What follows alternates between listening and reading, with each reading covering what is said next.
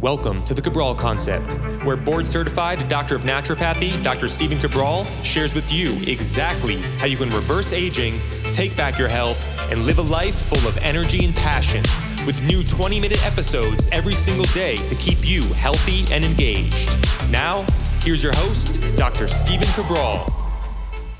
Welcome back, everybody. We are getting started with today's show, episode 2777 of the Cabral Concept. You'll find the three big takeaways. You'll find all of the updates to this show, including the research from Harvard University over at stephencabral.com/2777. All right, today we're going to go into literally the worst food for your waistline. So if you're someone who, let's say that you want to get leaner, get in better shape, and you want to do it for whatever it might be, whether it is just to look better, to feel better, but also for health reasons, I wanted to share this show with you here today because literally your waist to hip ratio and your level above your ideal body weight, anything higher than about 20 to 30 pounds above your ideal body weight can lead to all major causes of mortality. So we're talking about heart disease, we're talking about stroke and high blood pressure,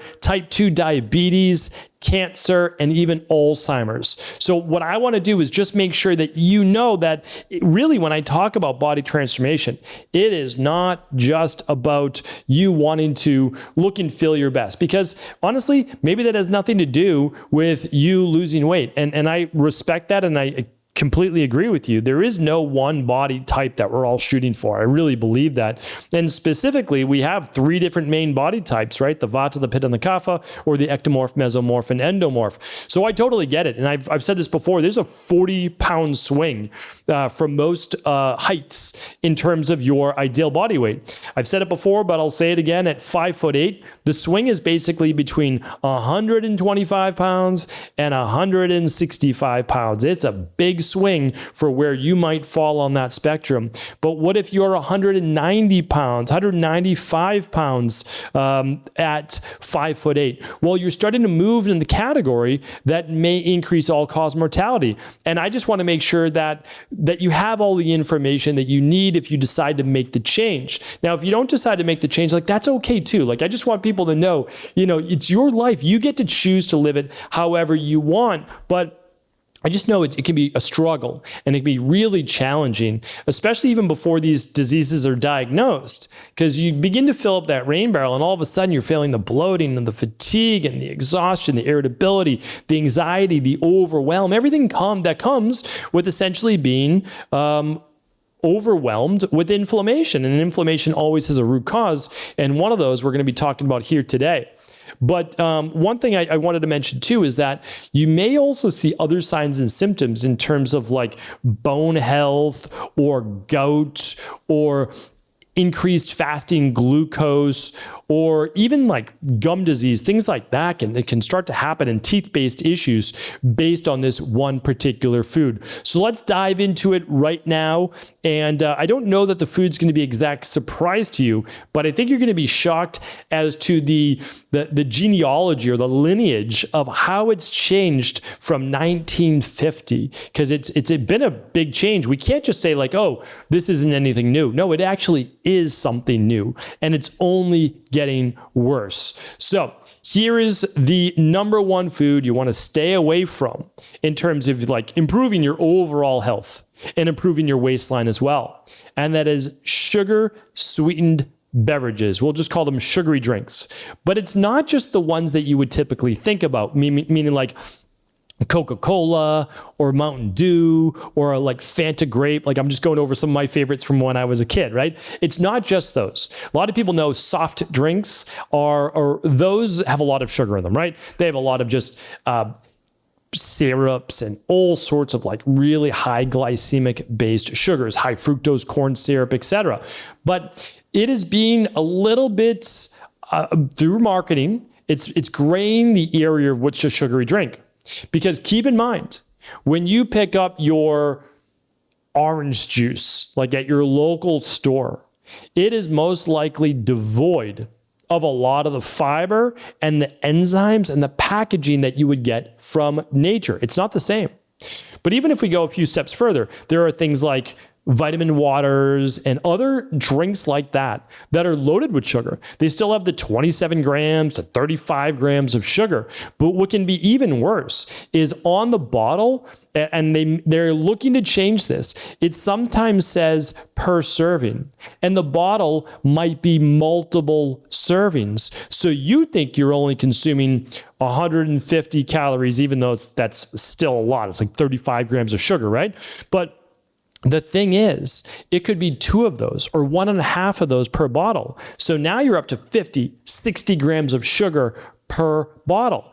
Another one that kids are becoming really addicted to is energy-based drinks, because they're being marketed to them like, oh, take this energy-based drink. As a kid, the last thing that you should need or want to consume is an energy drink. So what I'm talking about here today is old soda, old pops, colas, whatever you want to call them, fruit punch, the fake lemonade, right? That you can, instead of you making it, you're actually purchasing it.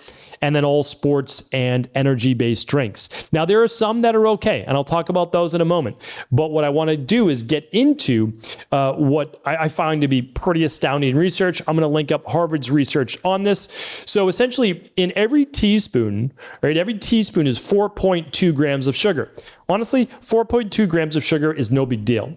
It's not going to throw off most people's blood sugar, because by the time you get that glucose into your stomach and it starts to then be absorbed through the stomach wall as well as through the first part of the small intestine, which is called the duodenum.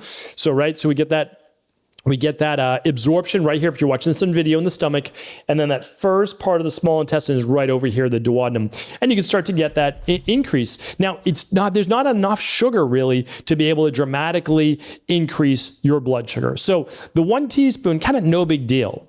But think about this, 7 to 10 teaspoons or more of sugar are in most sodas or sugary beverages. 7 to 10 teaspoons of sugar. That is a lot of sugar.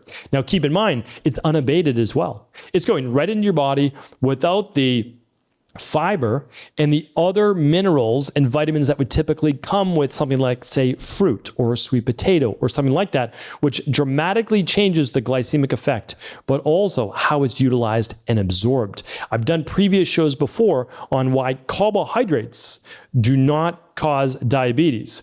This is not from nature, right? This is not a sweet potato. These are not wild blueberries. These are literally lab-made sugar-sweetened beverages. Totally different. This is not natural whatsoever. Because when you look at the research, you actually say, oh, when someone adds blueberries to even a higher glycemic drink, believe it or not, it lowers the glycemic load. So I won't get into that today, but we can certainly link up previous shows as well at StephenCabral.com/2777. All right, so here's some additional data for you. People who drank sugary beverages do not feel as full as if they'd eaten the same calories from solid food.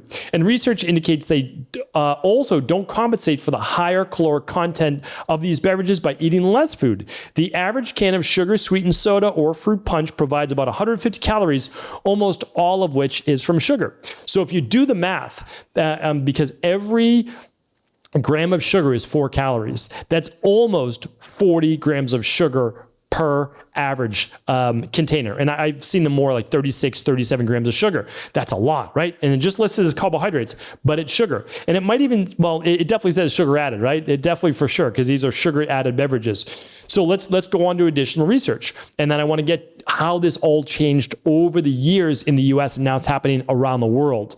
So if you were to just drink one of these sugary drinks every day and not cut back on other calories elsewhere, because again, it's not filling you up, or you're consuming them with meals, which is even worse, because if you add sugar to a high-fat meal, it's one of the fastest ways to put on weight. It really is. And it says not only does it increase weight gain and type 2 diabetes and heart disease and all of the chronic diseases, which I mentioned earlier in the show, but if you just consume this, just one beverage, one sugary beverage a day, only one, right? Only one, you're going to gain an average of 5 pounds per year, just doing that one thing.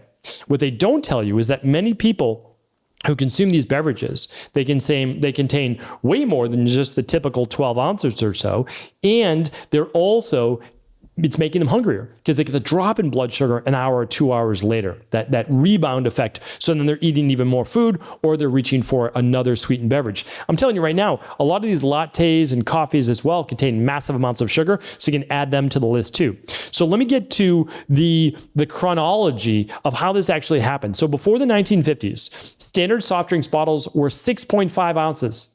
Have you ever seen what 6.5 ounces is? Like literally, nobody has a cup that small. It's so small. It's literally what's less than, it would be a small coffee mug.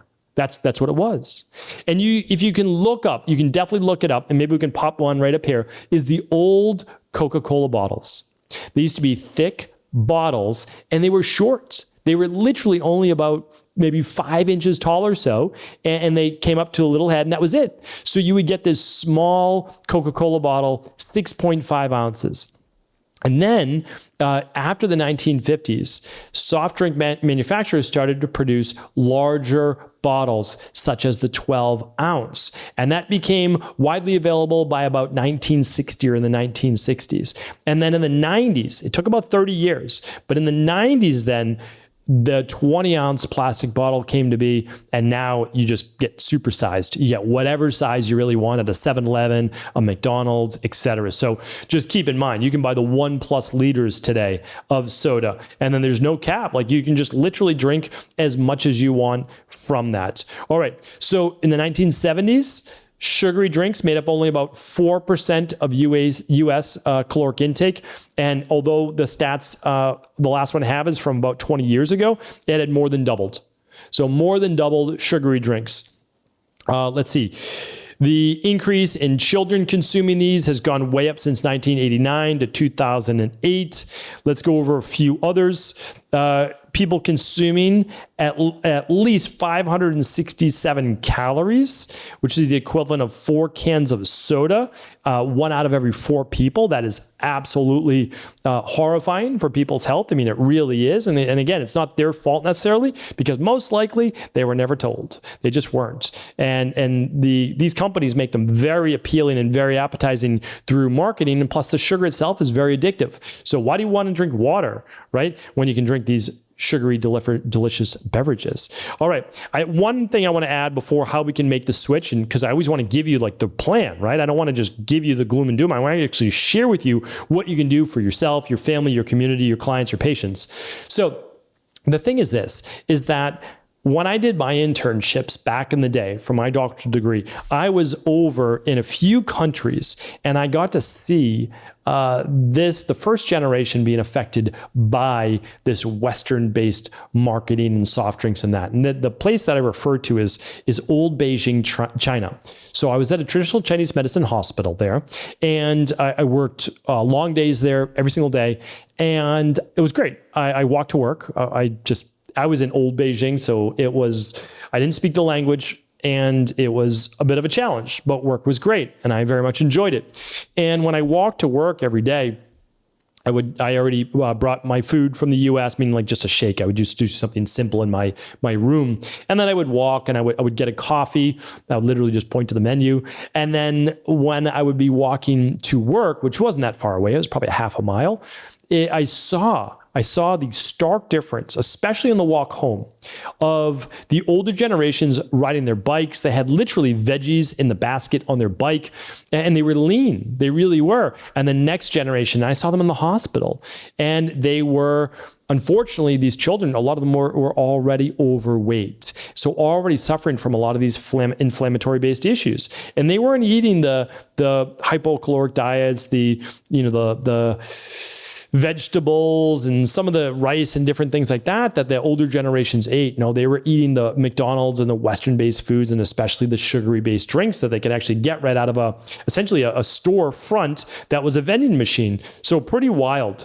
So what I want to share with you is that I understand the addictive nature to it. Back in the day when I was a kid, I mean, these are things that I loved as well. So I totally get it. I used to drink the Crystal Light and the Kool-Aid and all these different things. And my recommendation is not necessarily to switch to the beverages that have the aspartame and maybe even sugar alcohols and things like that. I don't have an issue with some stevia or some, naturally flavored, meaning like from like fruit-based extracts. But one of the things that you can do that's pretty straightforward is you can get yourself some sparkling mineral water. So you get like real water, which is mineral water, and a lot of it could be naturally carbonated. So now you're consuming a real water, and now you just want to make it a little bit more palatable to your taste. So for a lot of people, you can just squeeze a little bit of lemon or lime or both in there, maybe even with a pinch of sea salt, or you could use your favorite electrolyte powder as long as it's clean. Or another nice one is this. So you just squeeze some orange in it.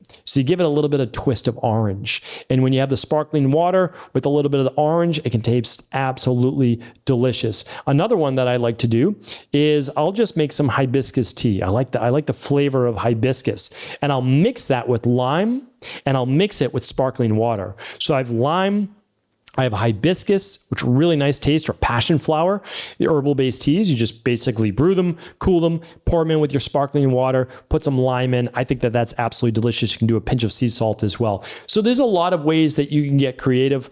People love cucumber water, cucumber mint water. Another really nice one is you basically just dice up strawberries, put some mint in there.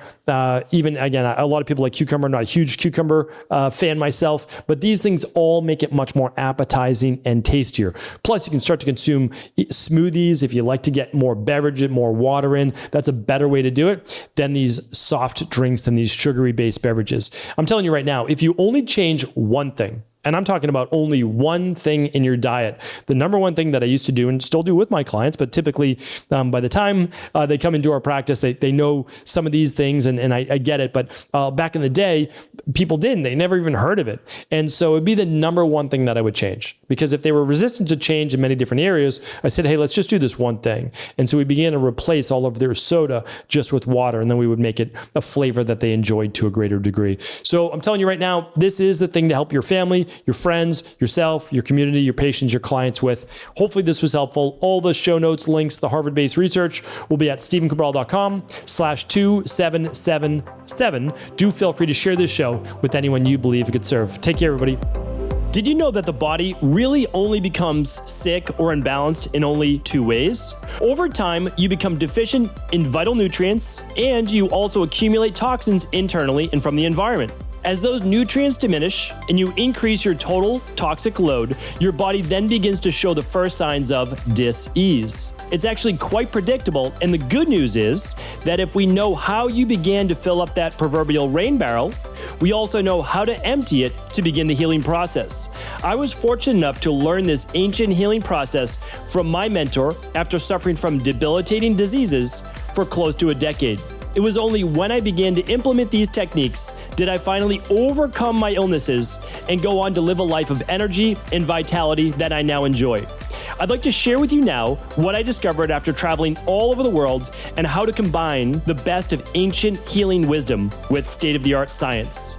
Allow me to teach you exactly how I've been able to help over 250,000 people to empty their rain barrel and begin to transform their body and lives into what they've always hoped they could be. To get your copy of the international bestseller, The Rain Barrel Effect, simply go to stephencabral.com/rainbarrel.